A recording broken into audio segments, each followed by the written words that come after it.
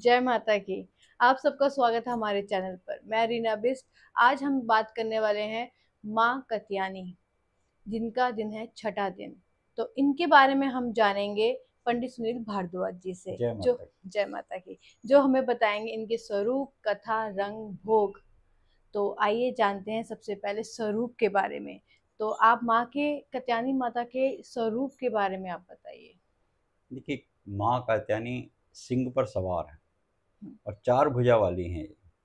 चार भुजा में जो दाहिने हाथ है उसमें अभय मुद्रा और वर मुद्रा है, और जो बायां हाथ है उसमें जो प्रथम हाथ है उसमें है तलवार और दूसरे हाथ में है कमल पुष्प। तलवार इस बात का संकेत है कि अभी अपने किसी भी भक्त को कष्ट आने नहीं देंगी।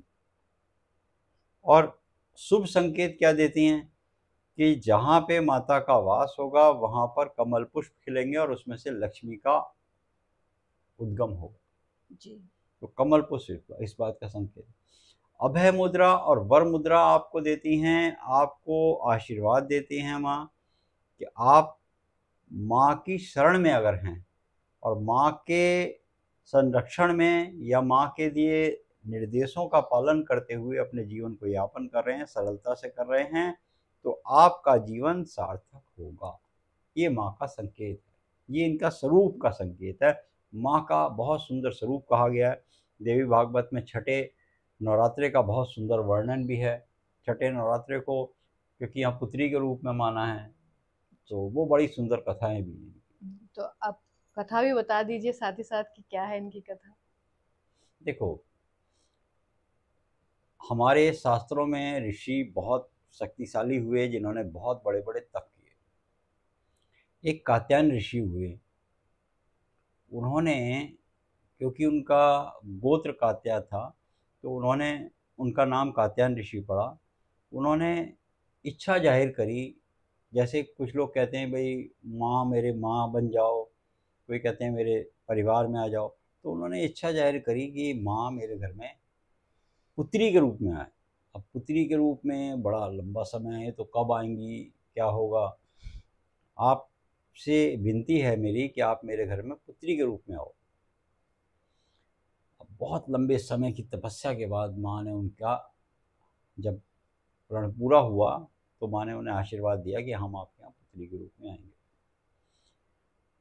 कात्यायन ऋषि के घर में इनका जन्म हुआ और महर्षि ने सबसे पहले इनकी पूजा करी, क्योंकि उस समय महिषासुर का अत्याचार बहुत ज़्यादा बढ़ गया था।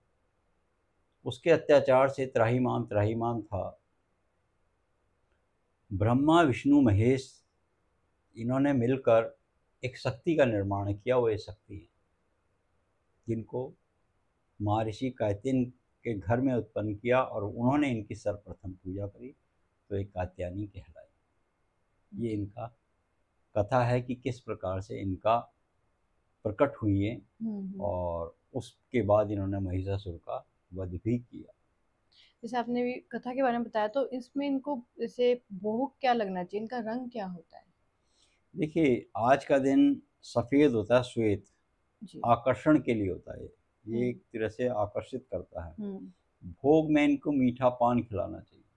अच्छा। आज के दिन माँ को शहद खिलाना चाहिए, कि बच्चा है, हम्म। बालिका है, बालिका को क्या खिलाते हैं? शहद, हम्म। मधु का सेवन कराना चाहिए। हम्म। तो मधु का सेवन इनको कराना चाहिए, मीठे पान का, सुंदरता बढ़ाने के लिए। हम्म। और वैसे भी पान का शुभ माना गया है। पान बड़े हैं तो बड़ों को खिला दीजिए, माँ को भोग में दीजिए। हम्म। और इससे पहले माँ थी, अब ये पुत्री हैं, तो शहद मधु का सेवन हम्म। अवश्य खिलाइए। आज के दिन माँ को मधु का भोग कराना हम्म। बहुत अच्छा होता ओके। तो इनका जाप क्या करना चाहिए, मंत्र का कौन सा जाप करना चाहिए आज के दिन?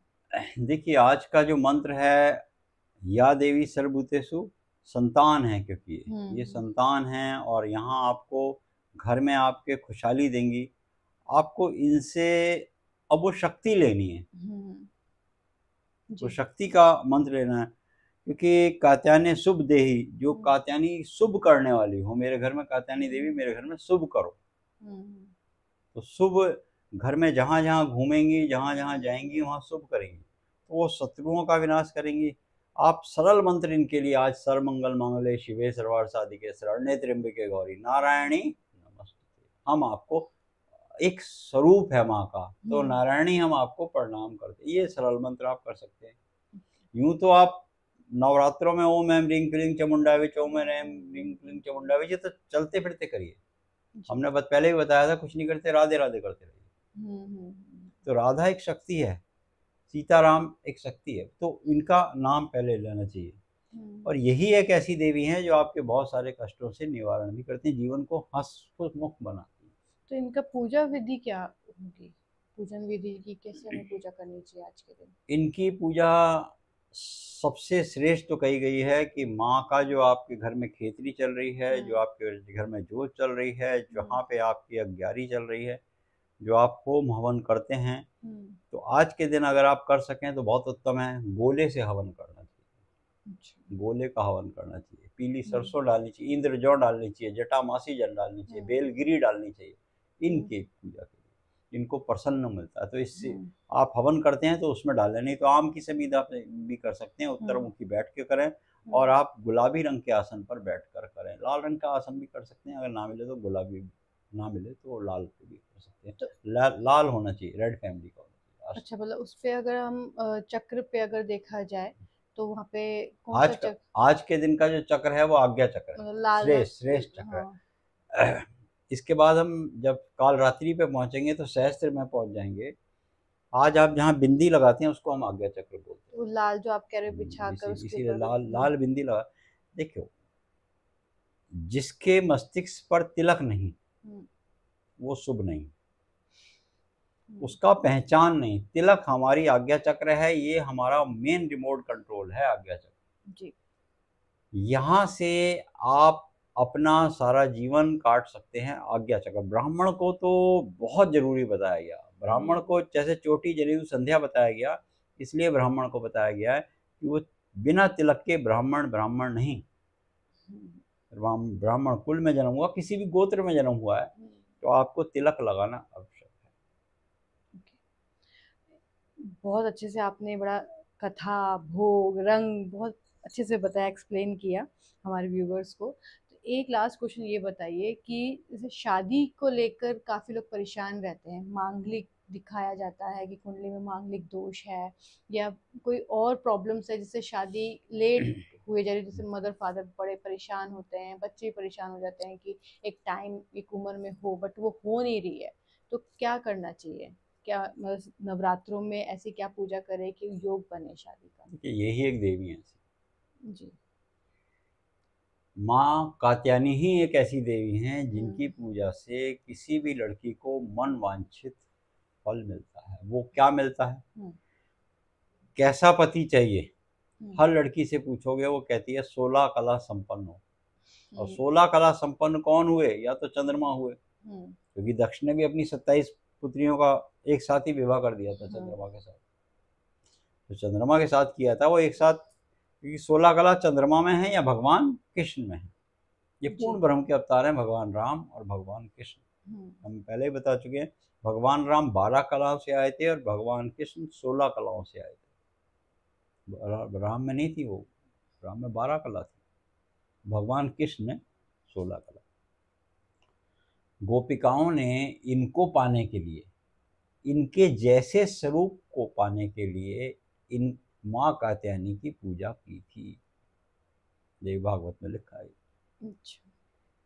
आपको पार्टनर जिसको बोलते हैं ना, पति कैसा मिले, स्पाउस हाउस, अगर आपकी कुंडली में कोई दोष है, आपकी कुंडली में कोई किसी भी तरीके का दोष है, कोई पापक ग्रह बैठा हुआ, पापक ग्रह में आपके मंगल हो गए, शुक्र हो गए, शनि हो गए, राहु केतु हो गए, ये बैठे हुए 7th हाउस में आपके, या दृष्टि भी आ रही है, या इनके स्वामी हैं, इन स्थानों के स्वामी भी हैं, तो माँ कात्यायनी की पूजा करने वाली लड़की को सुंदर पति मिलता है और भगवान कृष्ण के स्वरूप जैसा सब गुण संपन्न मिलता है। ये बात विशेष कही गई इनकी पूजा से, इसीलिए गोपिकाओं ने इनकी पूजा की थी माँ कात्यायनी की पूजा करने से। और इनका विधान है, इनकी पूरी कथा है, इनका पूरा उपवास करा जाता है, इनकी पूरी विधान से पूजा करी जाती है। आजकल सब उपलब्ध है देवी भागवत में, तो यहाँ पूरे विस्तार से लिखा है कि किस तरीके से वो पूजा करें। तो सुंदर मंडप बना है, माँ का आह्वान करें, तो वो अलग तरीके से विधान है इनकी पूजा का। माँ कात्यायनी की पूजा करने से लाभ मिलता है। आपने देखा होगा कि अक्सर जो लोग जिनकी विवाह में विलम्ब हो रहा हो, विवाह बहुत देर से हो गया हो, या विवाह में बाधा आ रही हो, और यहाँ तक ही नहीं है, उनकी तो होती है, इससे पहले भी जब त्रेता की बात करते हैं, या त्रेता या द्वापर की बात करते हैं, तो उस समय जब भगवान राम आए थे, उनको पाने के लिए भी सीता माता ने क्यों, वो दुर्गा स्वरूप में गई थी ना पूजा करने। वो ये दुर्गा स्वरूप है, सिंह पर सवारी। वो क्यों गई? अब उन्होंने कहा कि राम जैसी छवि मिले, राम को ऐसा छवि मिले, दिमाग में वो छवि बना ली कि ऐसा मुझे पति मिले, पूजा करी थी। और उसमें लिखा भी है, सुन सी सत्य आशीष हमारी, पूजा ही हुए कामना तुम्हारी, खसी माल मूरत मुस्काई। अगर देवता को या देवी को कोई पुष्प चढ़ाओ, अब संकेत कैसे मिलेगा? पुष्प चढ़ाया हमने और माला सरका चढ़ाई हमने, माला नीचे सरक गई, तो क्या कहा? खसी माल मूरत मत, माला खिसकी तो मूरत मुस्कुराई, यानी कि वो आशीर्वाद दे रही है, सुन सी सत आशीष हमारी, पूजा ही हुए कामना तुम्हारी, वो तुम्हारी कामना अवश्य पूर्ण। जिस कामना के लिए तुमने व्रत किया, उपवास किया, ये आशीर्वाद है कि वो तुम्हारा मनोवांछित फल मिलेगा। ये बहुत बहुत धन्यवाद कि आपने हमारे व्यूवर्स को इतनी अच्छी जानकारी दी। अगर आप लोग भी ऐसे ही कुछ क्वेश्चंस अगर आपके मन में हैं अपने बच्चों को लेकर, या अपने घर, बिजनेस, जॉब, जो आप चाहते हैं, कुछ भी अगर आप लगता है कि ये क्वेश्चन करना है, तो आप कमेंट बॉक्स में कमेंट्स कर सकते हैं। अपनी कुंडली डिटेल अगर देना चाहते हैं तो दिए गए नंबर पे आप व्हाट्सअप कर सकते हैं। तो आपको ये वीडियो कैसा लगा कमेंट बॉक्स पे कमेंट कीजिएगा, लाइक शेयर सब्सक्राइब करना मत भूलिएगा। जय माता।